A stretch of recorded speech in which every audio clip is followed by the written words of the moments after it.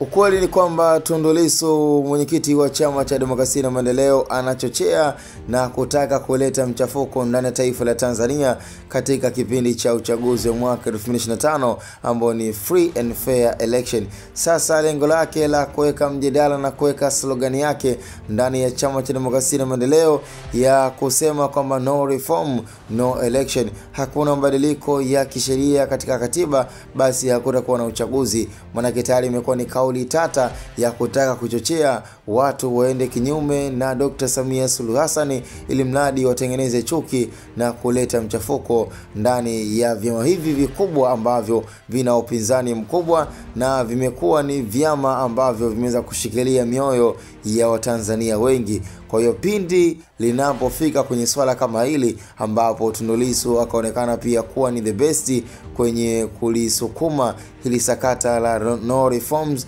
no election, kama mwisho wa siku wananchi wakajikuta pia na wao wameweza kulishwa sumu ya mwenyekiti wa Chama cha Demokrasia na Maendeleo, manake itakuwa ni rahisi sana kuweza kuingia katika mchafuko, kwa sababu kila mmoja atakuwa anazungumza kwa upande wake. Huyu anazungumza hivi na huyu anazungumza vile, kwa hiyo sio rahisi kuweza kueleweka. Lakini ukweli ni kwamba mpaka sasa hivi Tundu Lissu ameonekana kuwa ni muoga sana kuelekea kwenye kipindi cha uchaguzi wa mwaka 2025, japokuwa wamekuwa wakitumia fursa na nafasi ya kujitetea kwamba uchaguzi unakuwa sio haki.